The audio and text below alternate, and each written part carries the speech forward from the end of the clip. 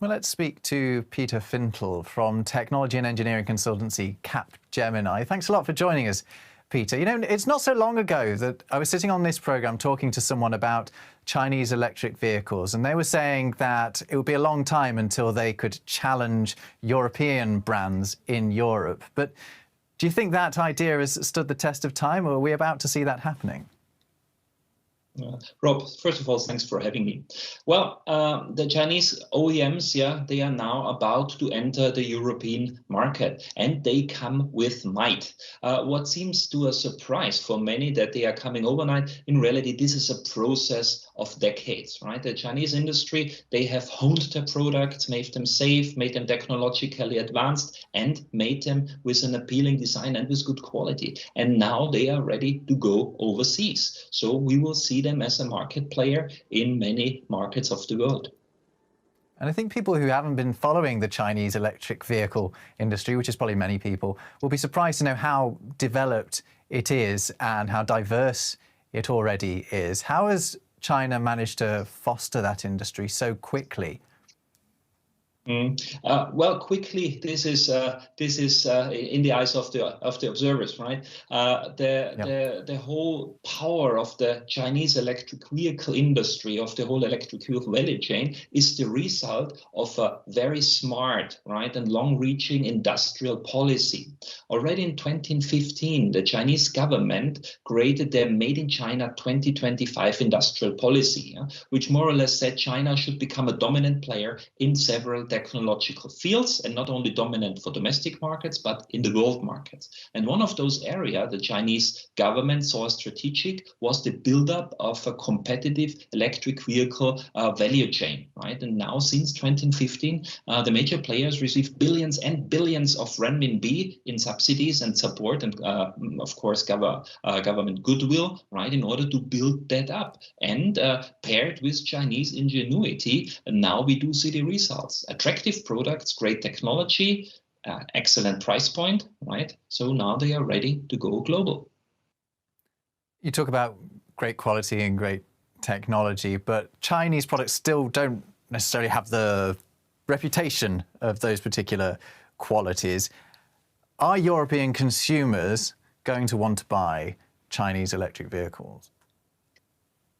I think the point you mentioned, this is really one of the dangers, why, let's call it bluntly, a takeover of foreign market, it's not granted and it's not given.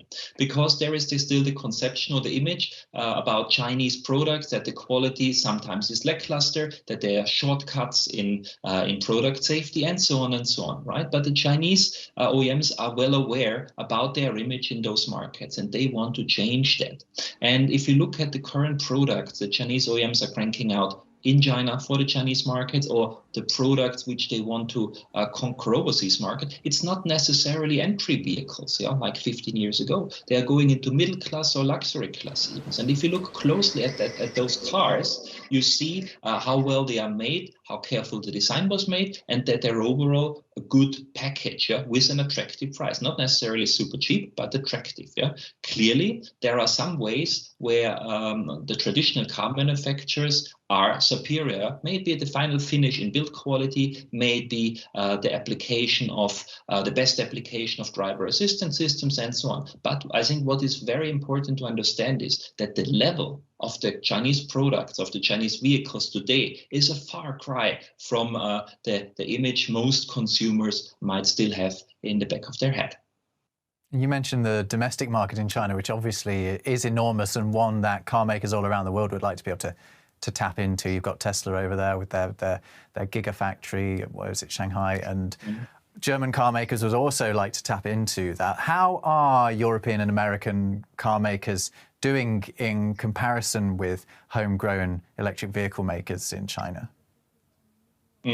So the Chinese, when China started its car industry, it was dependent on the cooperation with foreign OEMs, right? And for decades, the Chinese market has been a valuable playing field for the Volkswagens, the General Motors of this world. And over the years, it became, for many of these brands, the single most important market. And many of these Western OEMs, they delivered a lot of technology, know-how, great products to China, and the Chinese consumers also valued that, because from those brands they were getting good quality, safety, and technological level of technology they liked and they could perceive, and they were ready to pay good renminbi for those products. Yeah, and now with this transformation from internal combustion engines to electric vehicles, things have changed a little bit, because China, as said, has supported the domestic OEMs in many ways, right, to crank out competitive vehicles and to more or less frog leap, right, the internal combustion engine companies. And now they have attractive products in their portfolio. And what is adding to that, I said the Western OEMs, they have not jumped on the electric vehicle bandwagon so fast like the Chinese OEMs. So that's one thing. And what is adding to that also in the field of digitization, connectivity, digital experience in the vehicle. In the last years, the Chinese OEMs have invested a lot and have now attractive offerings that match the expectations of Chinese consumers better than what Western companies have to offer. And this is an alarm signal for Western companies in China that they need to adapt more, better, faster, closer to local taste in order to stay competitive in the future.